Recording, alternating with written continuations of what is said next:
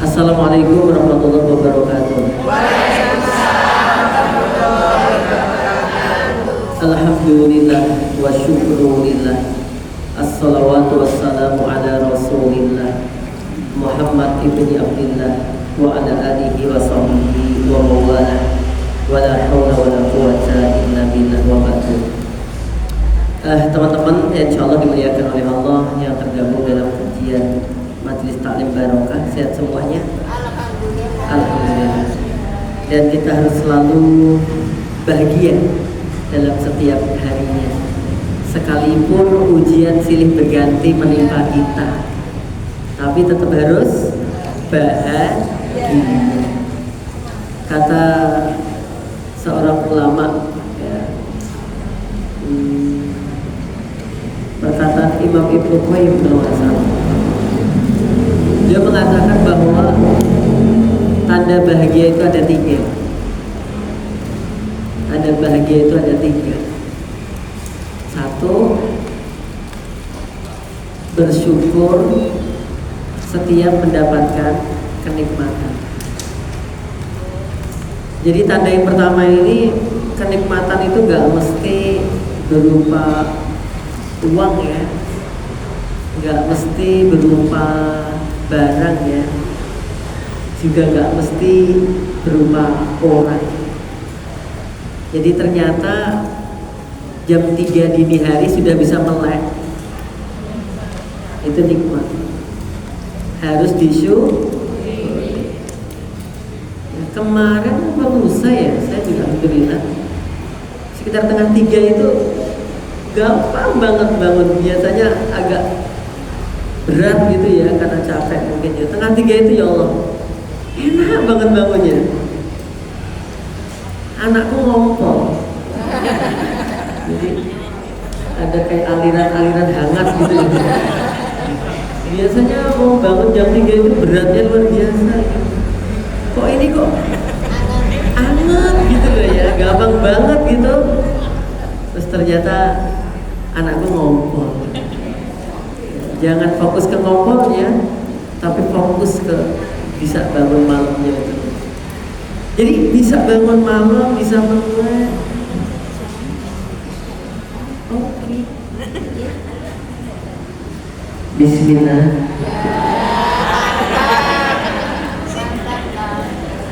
Jadi bukan masalah beliau atau saya, ternyata mic yang dipakai.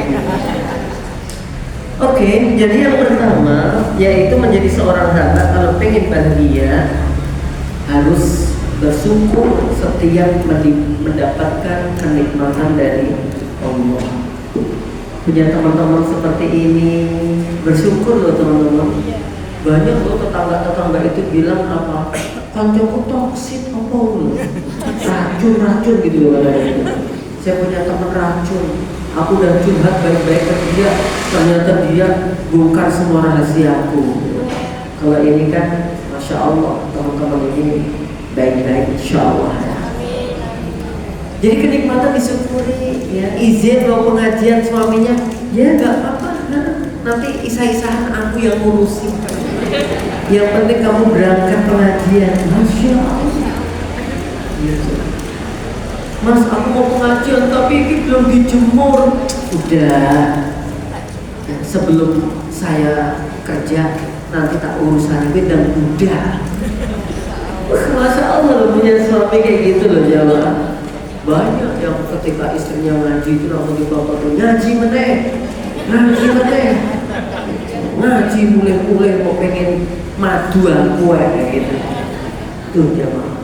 Jadi alhamdulillah punya anak sehat-sehat. Saya kemarin tuh ke salah satu teman di Jogja. Masya Allah, dia berkisah kepada saya. Saya ini orang hijrah Ustaz. Awalnya pegawai yang dengan gaji iso 300 lah. Tapi kemudian beliau tahu bahwa di tempat-tempat seperti itu rentan keharaman itu masuk ke dalam dirinya. Apa yang terjadi? Dia putuskan untuk hijrah. Nah ketika dia memutuskan hijrah, temannya bilang, bener kamu mau hijrah, serius, jangan kaget ya. Orang hijrah biasanya banyak ujian-ujiannya. Bener dia mah. Ketika dia putuskan hijrah, ujian silih berganti. Ada yang anaknya kecelakaan, anaknya harus dirawat di Singapura sampai beberapa bulan. Coba. Tapi kemudian, ya semoga saja dengan adanya hal-hal ini menggugurkan dosa-dosa keluarga kami. Nah, makanya dia bersyukur. Ya, nah, ketika ngobrol dengan kita, dia bilang apa? Sekarang saat aku pengen hadir di pengajian-pengajian kayak gitu. Ya, karena dia iri, orangnya bisa tenang-tenang. Gak ada kan di pengajian padu ini, gak ada. Masya Allah. Bahkan kadang-kadang ada yang apa? Ngerti temennya ngantuk untuk disendeni gak diinggati. Gak diinggati. Ada temennya sendiri kita terus nyambah gitu. Ya Allah. Karena dia sangat memahami kalau temennya itu mungkin kerjaannya banyak. Sahabat persahabatan yang kayak gini-gini loh, jamaah mahalnya luar biasa. Yang kedua adalah ya, hamba yang bahagia itu adalah sabar saat menghadapi musibah. Kalau yang pertama tadi apa? Syukur saat mendapatkan nikmat atau kenikmatan. Yang kedua yaitu sabar saat menghadapi musibah. وَلَنَبْلُوَنَّكُمْ بِشَيْءٍ مِنَ الْخَوْفِ وَالْجُوعِ وَنَقْصٍ مِنَ الْأَمْوَالِ وَالْأَنفُسِ وَالثَّمَرَاتِ وَبَشِّرِ الصَّابِرِينَ.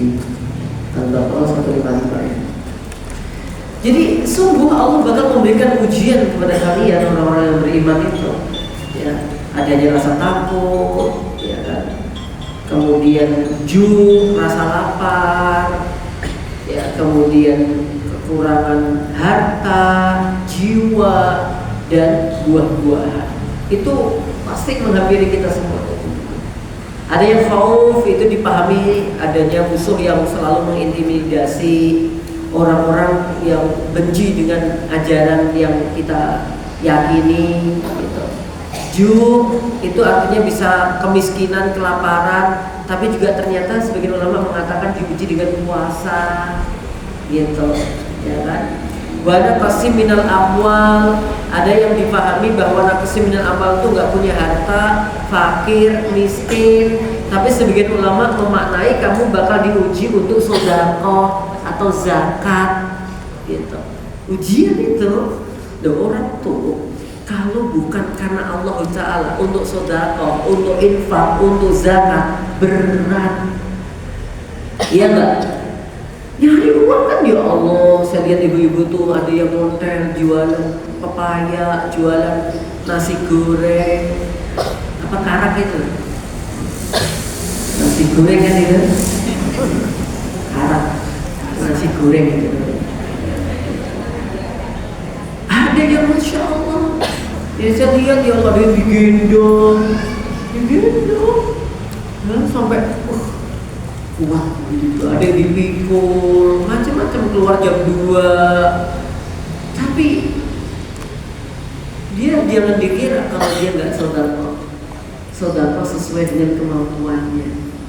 Saya pernah ketemu bapak-bapak di masjid Watu Burik namanya, di daerah dekat Wonorejo. Watu Burik, tapi mungkin itu batu berkah gitu ya. Burik itu barokah mungkin ya. Burika gitu. Habis sholat duhur saya ketemu sama bapak-bapak yang lagi jualan tape di Bikul gitu kan. Ya jujur aja saya lagi nggak pengen sebenarnya, jujur aja nggak pengen untuk tapenya sih, nggak pengen banget gitu loh.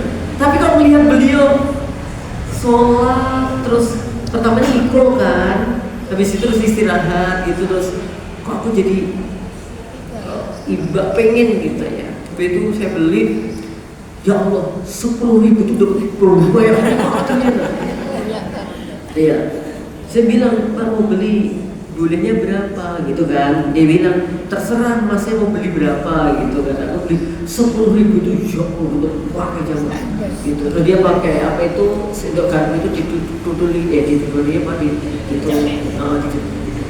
Terus ngobrol kan sambil melayani itu bungkus kayak beli itu udah agak sepuh ya, jadi gerakannya itu nggak sat-sat kayak jenengan sat.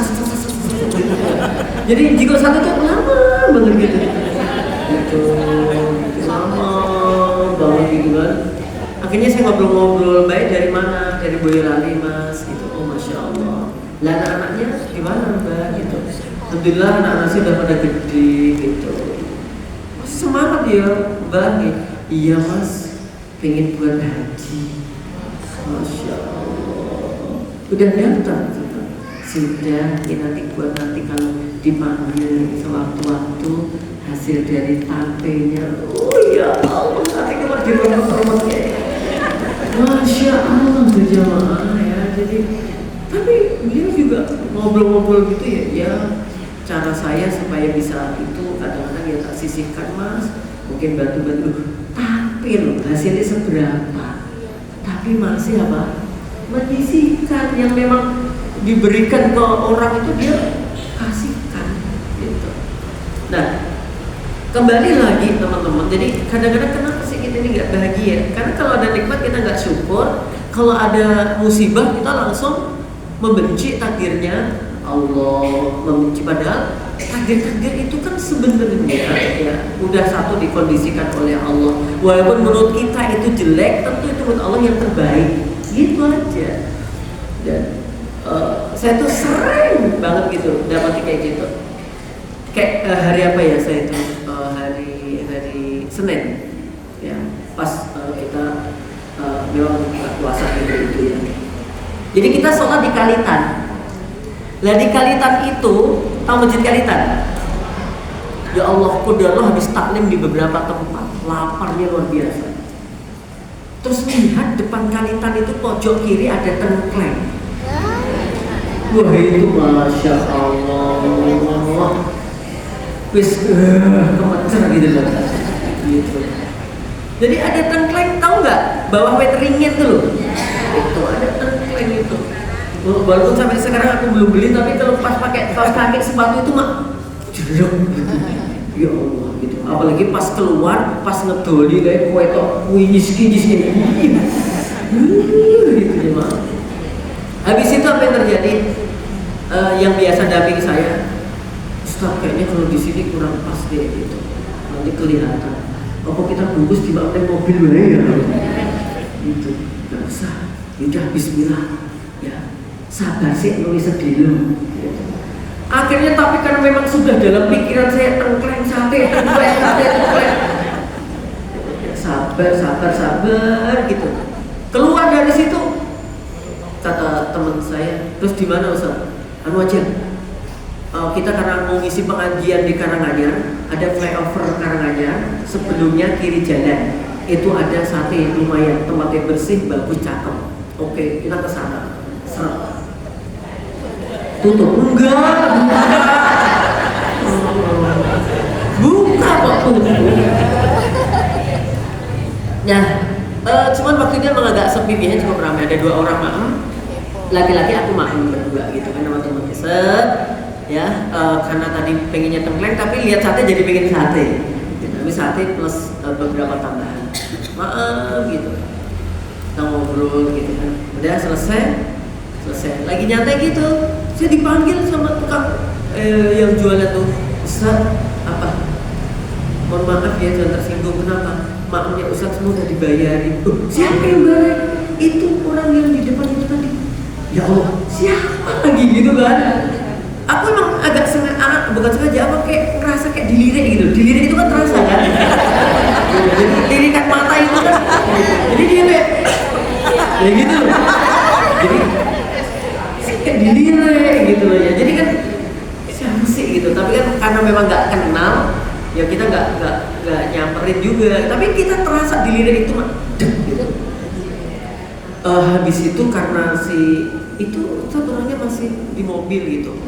Nah, aku langsung aja datangin gitu, mohon maaf Pak, makasih banget ya, semoga bermanfaat Ustaz gitu. Mohon maaf, dengan siapa ya?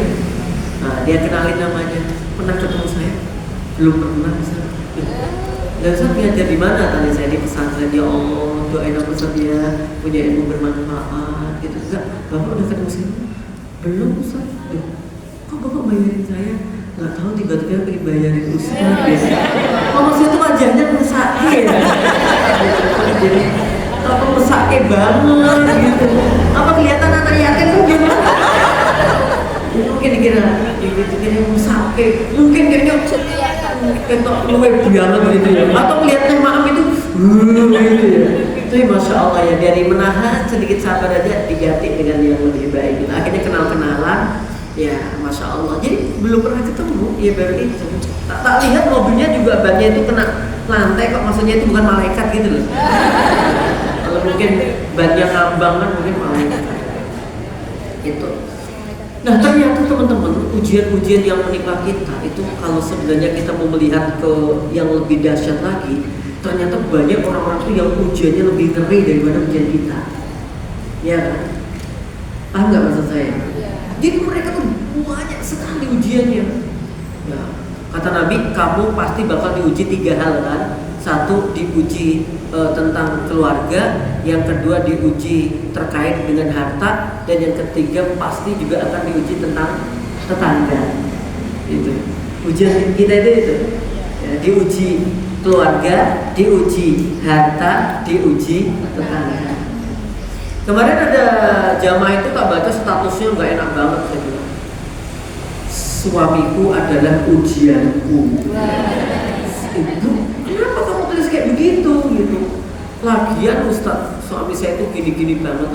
Itu kalau suamimu baca, apa nggak malah jadi masalah? Kok suamiku termasuk yang saya tidak izinkan melihat statusku ternyata. Ternyata dia ngerti ini status boleh dilihat siapa sama siapa, itu dia ngerti. Suaminya itu termasuk yang dikecualikan. Disembunyikan. Saya minta nggak gitu. Oke, kalau misalkan suami jenengan nggak baca, tapi adiknya suami baca, apa nggak masalah? Tak suruh ganti aja Bu. Gimana tak? Suamiku adalah jalan menuju surgaku. Kan lebih cakep tuh. Tapi ditambahi, ya Allah kuatkan kesabaran itu. Jadi sama nanti maknanya. Nah, jadi itu yang kedua ya. Jadi kita harus bahagia. Bahagia satu, syukur terhadap nikmat Allah yang diberikan. Bahagia yang kedua adalah sabar setiap ujian yang ditimpakan. Yang ketiga adalah orang itu bisa bahagia kapan? Kalau dia bertaubat setiap melakukan kesalahan. Jadi kalau kita ada salah, ya kita harus segera bertaubat. Kalau dengan itu nanti kita bahagia. Saya kemarin ada siapa yang meninggal dunia itu dibunuh, namanya Mbak Uswatun Hasanatun. Mbak Uswah Hasanah itu orang jual kosmetik di daerah Jawa Timur sana. Intinya dia dibunuh oleh seorang laki-laki di hotel Kediri gitu. Kenapa kok saya ngikuti berita itu? Karena jenazahnya itu dibuang di kota kelahiran saya, kota Ngawi. Nah itu kan yang membuat Ngawi tercemar itu. Ya, jadi saya sebagai penduduk Ngawi gitu, akhirnya mengikuti berita itu gitu. Nah, dan itu dibuang di koper gitu, dimutilasi. Nah, kemudian apa yang membuat saya tertarik kalimatnya? Kalau nggak salah dia pada akhirnya itu kayak dikejar hantu gitu, dihantui gitu ya. Dihantui pertama ya kayak film-film kalau zaman dulu Si Manis Jembatan Ancol, kayak kan dari walaupun itu nggak ada gitu ya. Jadi kayak takut gitu. Tapi yang kedua diikuti rasa bersalah. Ya, ketika dia belum menyerahkan diri dan ditangkap itu. Nah, orang ya kayak gitu. Kalau dia berbuat salah, berbuat dosa, hidupnya nggak bakal tenang, nggak bakal nyaman. Ya. Kalau masih ada perasaan takut, kemudian ini, ya alhamdulillah secuil iman itu masih ada. Nah kita juga begitu. Kalau kita merasa salah sama orang, itu kalau belum minta maaf gitu hati tenang nggak? Nah, tenang. saya tuh pernah ceramah membuat kesalahan yang menurut saya luar biasa. Waktu ceramah Walimatul Urs, saya berbicara tentang konsep rizki bagi orang yang menikah. Jika mereka adalah orang-orang yang fakir, kalau kemudian menikah dengan izin Allah mencari pasangan yang halal, Allah akan kayakan mereka. Gitu kan? Itu di ayatnya benar. Tapi waktu saya ngasih contohnya yang menyinggung orang. Contohnya gitu kan. Ya, terus sampai ketika hamba Allah punya anak. Anak itu udah diatur rezekinya oleh Allah.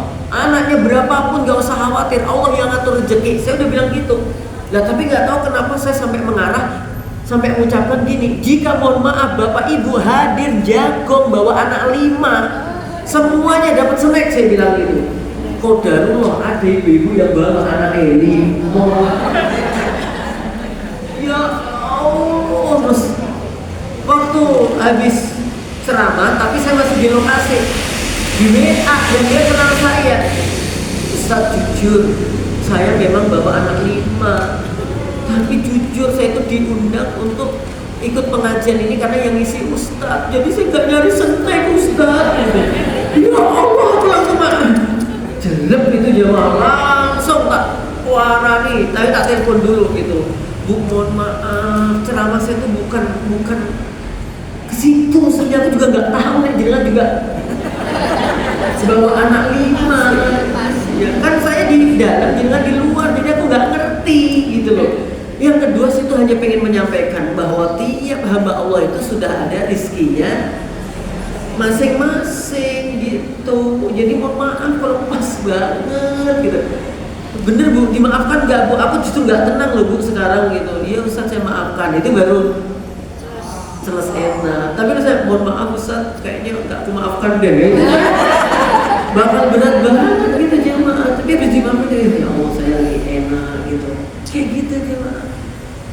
Ya, ke siapapun gitu. Ya, kalau kita udah minta maaf akan muncul ketenangan. Makanya nggak ada salahnya di bulan Sya'ban ini kita minta maaf ke teman-teman, ya kan? Apalagi bentar lagi kita masuk bulan Ramadan. Bukan dipas-paskan di ini, tapi kita lagi inget gitu loh. Kita lagi inget bentar lagi kita masuk Ramadan. Ya, kita minta maaf ya teman-teman, kalau selama ini aku merepoti kamu terus, setiap mau pengajian jemput aku terus gitu. Kayak aku ternyata lupa 6 bulan belum iuran bensin 6 bulan loh. Padahal seminggu pengajian pengen 6. Ya, ini perlu ya, karena memang minta maaf itu dianjurkan. Lu kan di Al-Quran gak ada Ustaz perintah minta maaf, adanya kan perintah memaafkan. Bukan berarti kita gak diperintahkan minta maaf. Ya, artinya Islam itu tinggi.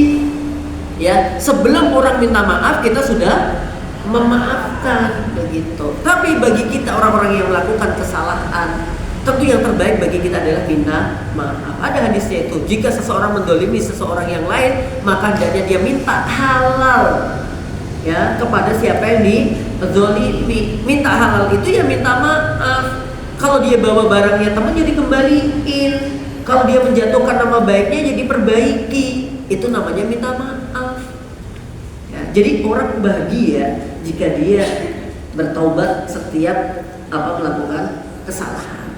Maka kita juga begitu, kalau ingin bahagia, sering-seringlah kita bertobat kepada Allah. Hidup kita akan enak, akan tenang begitu. Walaupun dosa-dosa itu tetap akan terus membayangi kita gitu ya, malam ya Allah.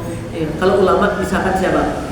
Seorang sahabat namanya Umar bin Khattab radhiyallahu ta'ala anhu, disebutkan di dalam kitab Minhajul Muslim.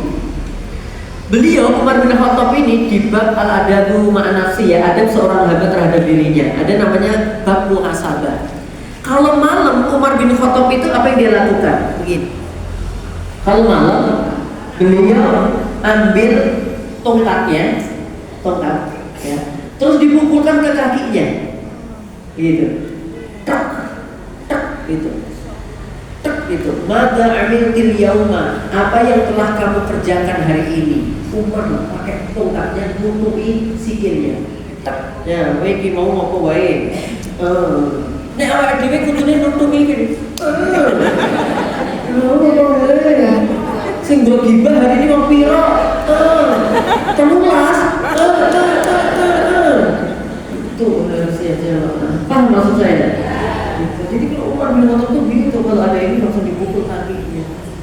saya nggak ngulangin lagi. Karena dia sih dipukul kabeh loh ya. Yo iki ditolak iki kotor tangan dia. Saking banyaknya apa? Dosa yang kita kerjakan. Jadi kan ulama itu kesandung atau ketatap meja gini ya, tak gitu langsung, ya Allah aku mau bergawe dolim apa ya, dosa apa gitu. Oh iya ya Allah, mau ada orang yang kalau kisahnya itu sampai dia sulit sholat malam itu gara-gara dosa. Dosanya apa coba? Ternyata ada orang yang nangis lagi berdoa atau lagi apa, dia punya pikiran, nangis settingan gitu. Cuman punya perasaan nangis settingan gitu aja. Kemudian apa yang terjadi? Ya dia ada dosa gitu loh. Kalau kita ini dosanya banyak banget ya Pak. Makanya lama ketatap kesandung itu langsung, oh ya Allah dosaku yang tadi, dosaku yang kemarin gitu. Nek kita kesandung, piye nek golek dosa? Dosa sing dia. Saking banyaknya. Maka hendaknya kita banyak bertobat kepada Allah Subhanahu wa taala agar hati kita menjadi tenang. Oke, ini sebagai terus supaya kenapa saya sampaikan ya, kadang-kadang kita ini futur, kadang-kadang sedih gitu. Tapi sedihnya itu nggak sedih yang apa ya, yang berkualitas gitu loh. Sedihnya itu paling mau kehilangan sendal, sedih apa pemene ragaring. Itu tuh nggak perlu gitu loh. Coba kalau sedihnya Nabi apa coba? Umatnya banyak yang menyembah berhala, sedih, ya kan? Amannya yang menolong agama juga meninggal, istri tercintanya yang support terhadap dakwah beliau meninggal. Kesedihannya itu ditautkan dengan adanya dakwah, bukan yang bersifat pribadi-pribadi begitu. Ya nggak apa-apa sih, cuman ya kita harus tahu gitu ya. Oke. Hari ini kita berarti sudah di bab akhir ya. Terakhir kemarin tentang menakut-nakuti dari kefakiran sudah. Lali aku tak, tahun 2024. Mana ya Bapak? Udah selesai ya? Ya tak ulangi dikit lagi nggak apa-apa, yo lali. Jadi kedelapan, poin yang kedelapan yang dilakukan setan ya. Setan itu apa? Takhwif. Takhwif itu apa? Menakut-nakuti manusia. Nah, nakut-nakuti itu bukan nakut-nakuti hantu ya. Bukan hihihihi, bukan itu ya.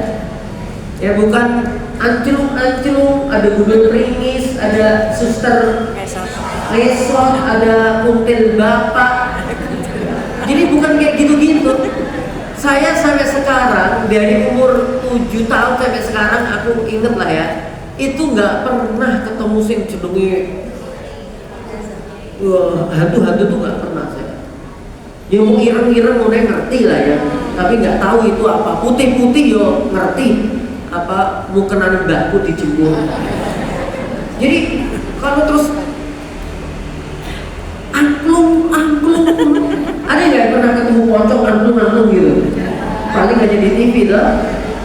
Jadi setan itu menakut-nakuti kita nggak kayak gitu.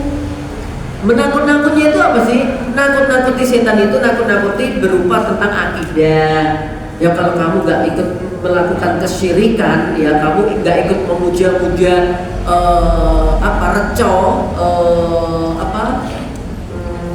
patung, maka hidupmu akan sulit. Nah kayak gitu-gitu loh. Kalau kamu nggak ikut-ikutan memberi sesajen untuk danyang-danyang yang ada, maka nanti kamu nggak bakal panen. Kayak gitu. Bukan menakut-nakuti wajah yang nggak ada gitu. Ya kalaupun dilakukan ya mungkin jin yang iseng gitu ya. Nah, dalilnya apa? Ali Imran ayat 175. Innama dzalikumus syaitanu yukhawwifu awliya'a fala takhafuhum wa khafuni in kuntum mu'minin. Jadi surah Ali Imran 175, sesungguhnya itu tidak lain hanyalah setan yang menakut-nakuti dengan kawan-kawannya. Karena itu janganlah kalian takut kepada mereka, tetapi takutlah kepadaku jika kalian adalah orang-orang yang benar-benar beriman. Jadi setan menakut-nakuti manusia bahwa setan itu punya wali-wali, setan itu punya tentara-tentara, kayak begitu. Kalau kalian tidak mau mengikuti ajakan setan, maka akan menghadapi wali-walinya. Contohnya miras, ya, miras itu misalkan kita mau menutup, gitu kan. Kemudian setan memberitahu, oh kamu menutup miras, oh itu dekengan dan backingannya itu gede itu, di belakang banyak ini, kamu sampai nutup itu, nah, gitu loh ya. Maka kamu dan keluargamu bakal diancam keselamatannya. Jadi setan kayak begitu. Ya, nakut-nakut itu begitu. Ya, itu yang pertama. Yang kedua, setan menakut-nakuti kefakiran. Asy-syaitanu ya'idukumul faqra wa ya'murukum bil fahsya. Setan itu menjanjikan atau menakut-nakuti kalian dengan adanya kefakiran, sehingga setan itu menyuruh kalian berbuat kejahatan, gitu ya, berbuat keji. Setan berkata kepada manusia, kalau kamu tinggalkan pekerjaan ini, di mana kamu akan mendapatkan pekerjaan lainnya? Kalau kamu jadi sangat fakir, maka kamu nanti akan jadi fakir. Maka dia menjadi takut akan kefakiran. Contohnya apa? Orang yang kemarin ada yang tanya saya, Ustaz, kalau kita seorang muslim, boleh nggak nernak babi? Tapi janji kami nggak makan, cuma nernak aja. Boleh nggak itu?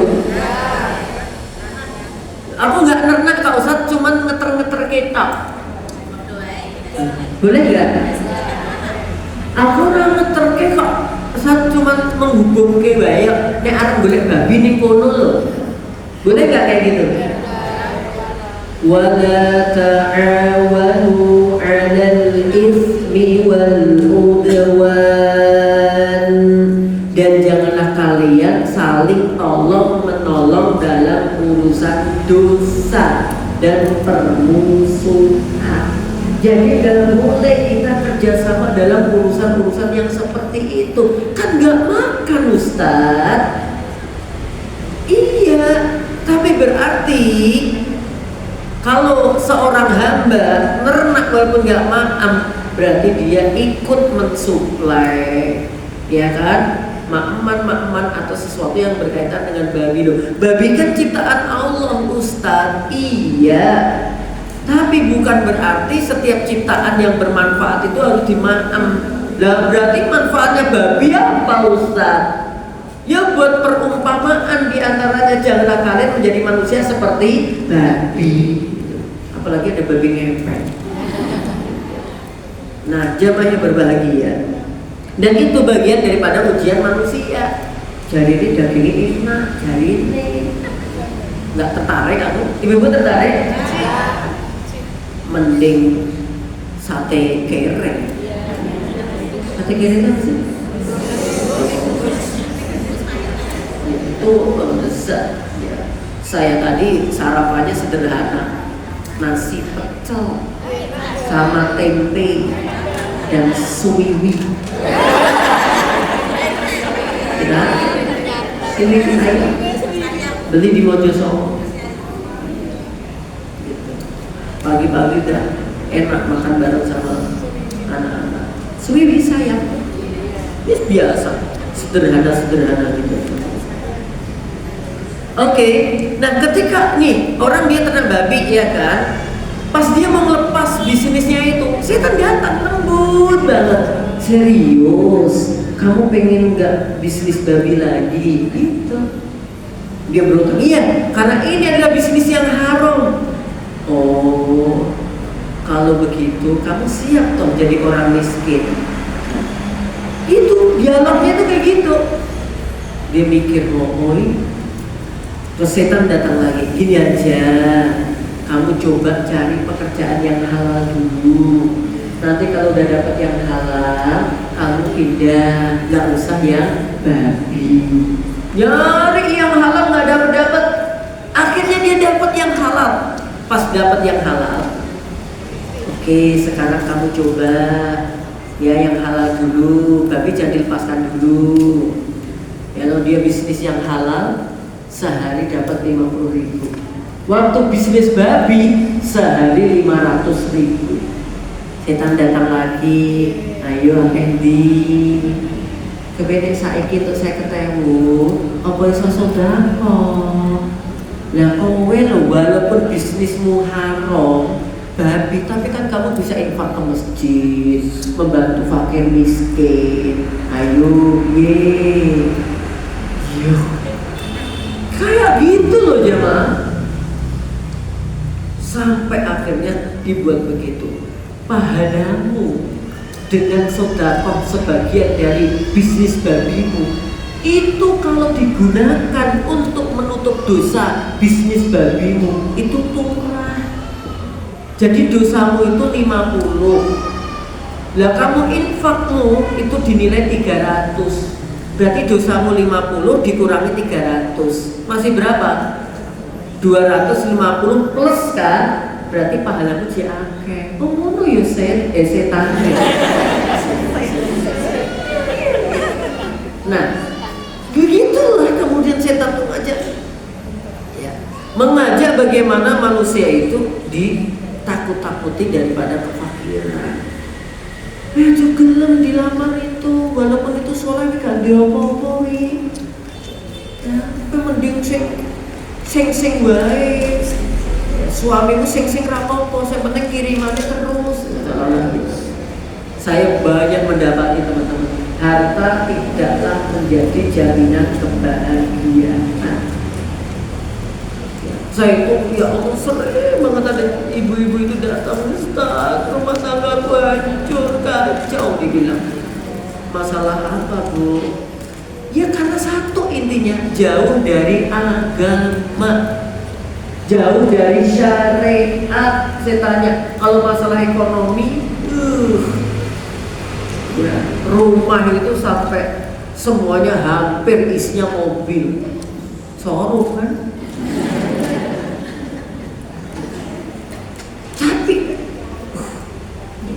Luar biasa. Makanya kita kalau udah mendapatkan keluarga pasangan yang tiap hari mau baca Quran, mau sholat tertib, bener-bener bahagia semua. Ya, saya pernah ketemu manajernya artis, gak sebutin namanya. Manajernya artis yang sekarang tenar banget, ya. Artisnya perempuan, ya, yo, pokoknya artis terkenal lah. Nanti dia pengen tahu Japi aja ya. Ini ya, jadi awalnya kayak begitu. Tapi apa yang terjadi?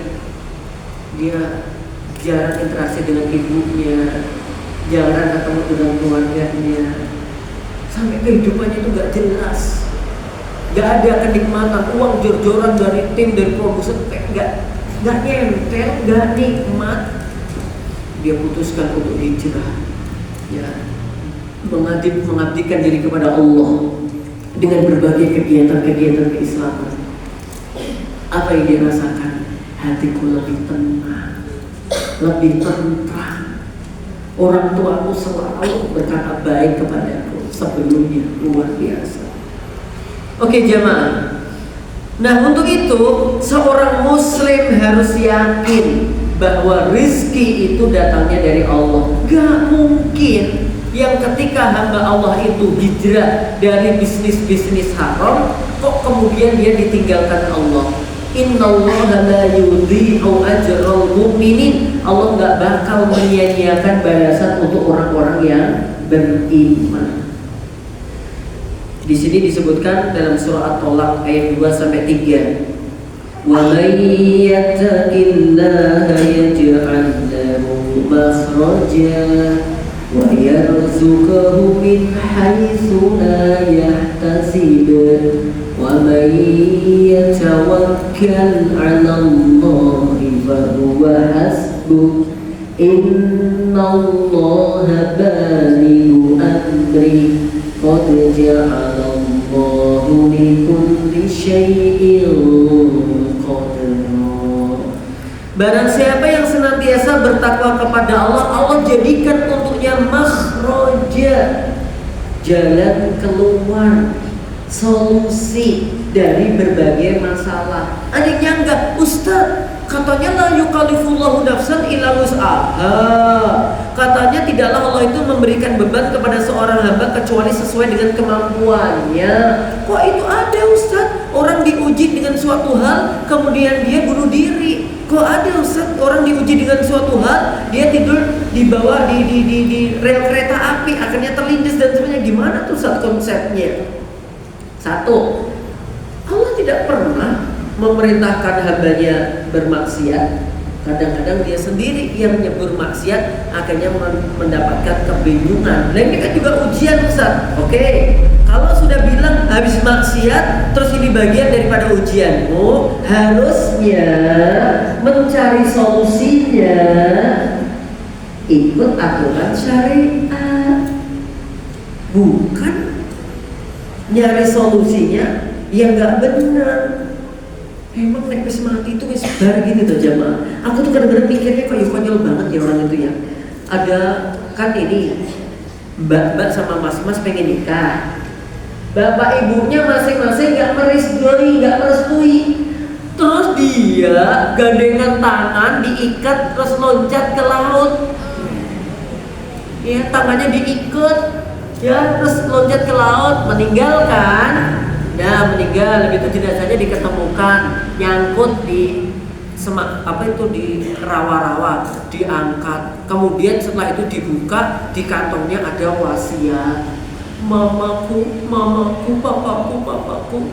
Ya, terus gimana itu kan? Intinya mohon maaf, aku melakukan ini. Ya, walaupun bapak ibu tidak meridhoi, tapi nggak apa-apa. Aku akan selalu bersama ini dan ini di sana. Bersama di sana, oke. Bersama di mana pertanyaannya? Gitu loh. Nah coba satu belandang kok bapak ibu dosa enggak? Dosa, ya kan? Ridhollah fi ridho walidain wa suhtillah fi suhtil walidain tuh. Yang ketiga, terus jabat tangan non mahram dosa apa enggak? Apa yang ada ditaleni? Berarti pirang menit kuwi. Habis itu dia nyeburkan diri, bunuh diri. Coba, terus di sana ketemu di mana? Kalau ketemu di surga bahagia. Kalau di neraka, gitu. Tuh, nggak apa-apa Ustaz. Walaupun di neraka yang penting kami bersama. Sok-sokan banget gitu jemaah. Udah deh. Kita itu kalau ada masalah cari solusinya. Nah dari Rabb yang Maha memberikan solusi. Ke dukun. Kalau dukun pijet enggak apa-apa. Dukun santet ya. Dukun coba tuh kadang-kadang raja-raja yang dipakai itu nggak jelas. Tulisannya kelihatannya Arab, dilengkok-lengkik. Setelah saya baca ternyata balonku ada 5 rupa-rupa warnanya. Balonku ada 5 ditulis pakai bahasa Arab. Balonku ada 5 rupa-rupa warnanya. Ketoknya sakral banget. Dodolan apa-apa dipakai ben segini lancar. Nggak bisa, teman-teman. Paham sampai di sini ya. Jadi beban yang diberikan oleh Allah udah sesuai, tapi satu, ada hamba sendiri yang menceburkan kepada maksiat. Ya, terus dia masih bilang lagi, ini kan ujian. Oke, kalau memang kamu sadar itu ujian, berarti kamu nyari solusinya harus pakai syariat. Dengan taubat, memperbaiki diri. Emang dosaku bisa diampuni Ustaz? Allahu Akbar. Kamu pergi membawa dosa sepucuk gunung, setinggi langit, tapi kalau kamu bertobat kepada Allah, Allah datang ya, dengan yang lebih besar, lebih tinggi daripada itu semua. Jaga yang berbahagia insya Allah dimuliakan oleh Allah. Wa yarzuqahu min haitsu la yahtasib. Kalau itu urusan ekonomi, materi, atau hal yang lain deh, Allah bakal memberi rizki dari jalan yang gak pernah disangka. Rizki bisa materi, bisa informasi, bisa teman baik, macam-macam. Saya sering mengalami kejadian-kejadian spiritual. Contoh, saya hari apa saya lupa, sekitar bulan November kalau salah. Saya berangkat pengajian ke Jaten Masjid Fatimah. Pas mau berangkat itu nggak ada pesan dari anak-anak ataupun istri. Setelah udah mau masuk Masjid Fatimah, tiba-tiba istri WA, "Kak, nanti pulang tolong dicariin magnet ya. Ini kata ustadzahnya disuruh beli magnet." Ya memang PR-nya anak-anak itu sekarang PR-nya bapak ibu ya Pak. Ya nggak kira-kira. Ya, saya tugas itu anak-anak saya bui kan Pak gue. Apalagi waktunya mepet kayak gitu. Ya Allah. Terus ada yang melegakan hatiku. Terus gimana? Saya bilang, jawab istri, kata ustadzahnya di setiap ATK ada yang jualan alat tulis kata tuh, katanya ada. Dah, ngisi kajian pada maghrib sampai isya, pulang sama yang mendampingi. Saya bilang, tolong dong berhenti dulu di ATK. Mana ustadz di kalau di perumahan Palung Ringo itu ada namanya toko Pak Lurah gitu. Udah di situ aja saya bilang gitu. Mobil berhenti aku beli gitu kan. Tapi karena nggak ada parkirnya, silakan jalan pelan-pelan gitu. Saya beli. Ustadz nyari apa Ustadz? Magnet. Orang tuh Ustadz gitu. Magnet itu loh apa? Besi berani ya. Kalau dulu kan kita dapatnya dari salon rusak, dari apa gitu kan. Disgrip, terus nah gini beli kok ngendi gitu kan. Ya Allah, saya ini udah beberapa tempat udah tak datengin itu, ya nggak ada. Udah terakhir di situ, tapi ya gitu. Ya Allah, kadang-kadang saya ngomong dewe gitu. Ya Allah, ini kan aku pengen bahagiaan istri supaya istri ini, yang kedua anakku supaya besok mau sekolah. Ini kok kayak untuk magnet, ada alasan. Apa? Gak sekolah bi? Lah kenapa? Mau gak ada magnet kok begitu. Aku lagi nyebrang jalan ya Mak. Tiba-tiba ada anak kecil, 2 anak gitu. Aku nggak kenal 2 anak itu. Usah tulis. Kok usah tulis di sini? Aku masih bingung gitu kan. Ya kamu kayak di sini. Nggak kan rumahku sini Ustaz. Gitu. Oh terus tahu nggak yang jualan magnet di mana? Oh Ustaz nyari magnet. Iya. Anterin Ustaz. Diantarin sama bocah ini gitu kan. Gitu. Habis itu ini saya jualan magnet gitu. Ya. Habis itu oh ini ya, saya tanya beli magnet mbak gitu. Yang mana Pak Ustadz? Bingung kan? Ini sekabeh saya bilang gitu. Daripada nanti keliru. Gitu. Kabeh tak beli ya Mak. Satu ini, akeh banget kan. Terus sampai yang jual itu kaget. Pak yang ini apa ini? Semuanya saya bilang. Ini semua Pak Ustadz. Iya, gitu dikumpulkan gitu kan. Ya terus anak 2 mau hilang. Itu apa itu? Siapa itu? Iya. Mana bocah mau ya? Hilang. Gitu. Ya mungkin hilangnya gara-gara aku tuku suwe terus mau kembali gitu ya. Bukan karena celing, gak ada kayak gitu. Aku juga artinya apa? Usaha, berdoa, husnudon. Gitu. Allah kasih jalan keluar. Aku nggak mikir kan bakal muncul 2 anak itu kan nggak tahu. Itu mesti ya skenario-nya Allah kan gitu. Sampai rumah alhamdulillah tak beli semua. Coba kalau yang tak belikan hanya yang nomor 1, ternyata yang lain yang rebut. Itu ternyata. Sehingga aku beli sareteng mau pas. Siji. Dan itu juga rezekinya sing toko wis arep tutup kepayon magnet. Kan dia juga nggak nyangka wis arep tutup kok yo sing ditutup magnet itu kan yo jamaah. Jadi lingkaran-lingkaran kebaikan itu seperti itu. Paham ya? Gitu. Makanya ya tetap benar ayatnya la yukallifullahu nafsan illa wus'aha gitu. Enggak mungkin.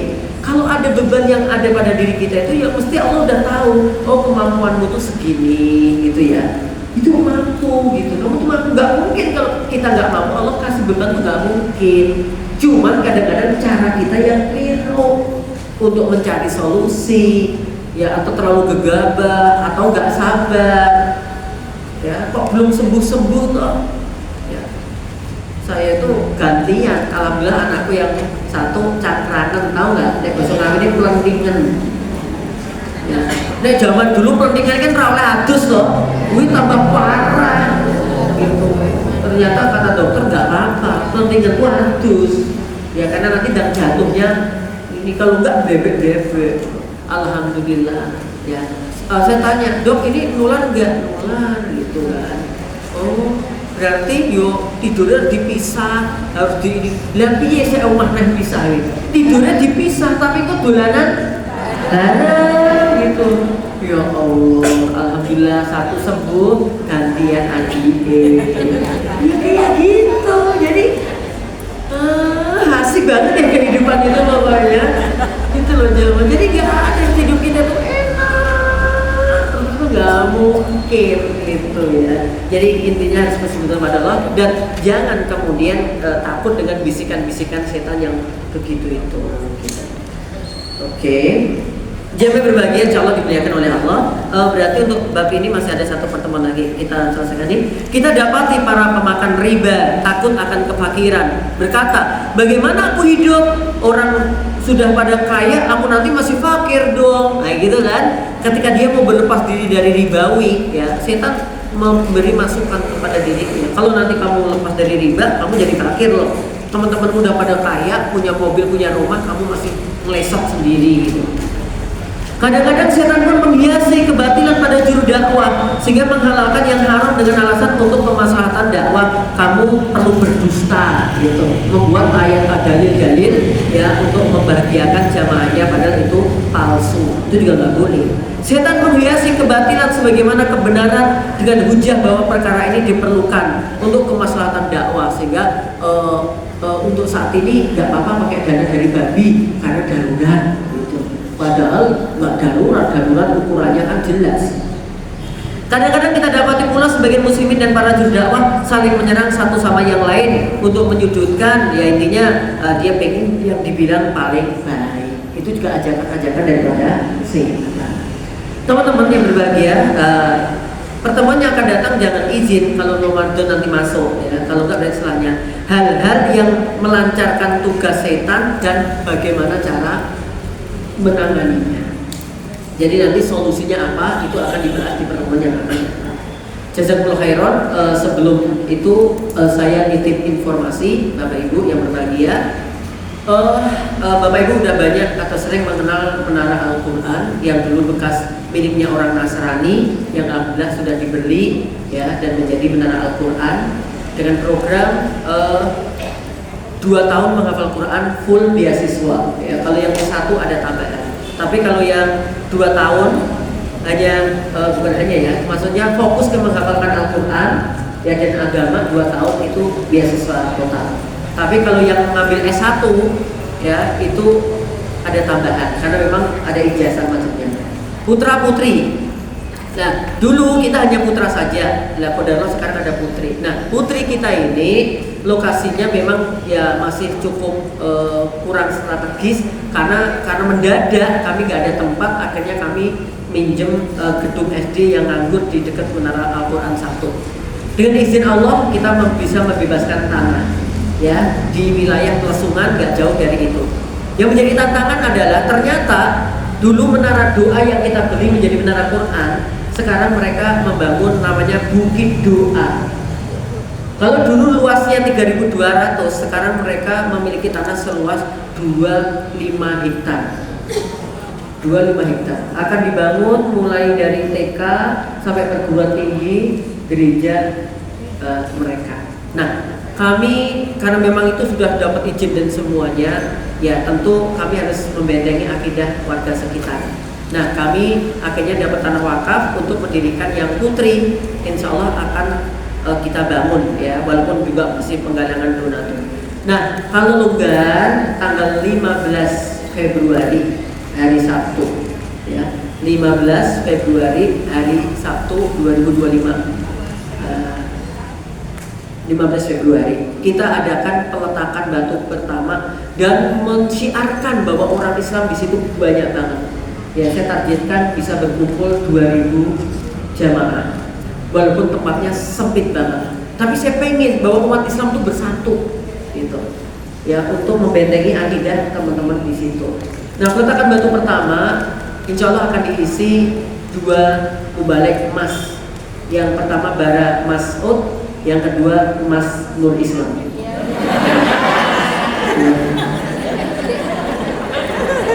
Paham nggak sih?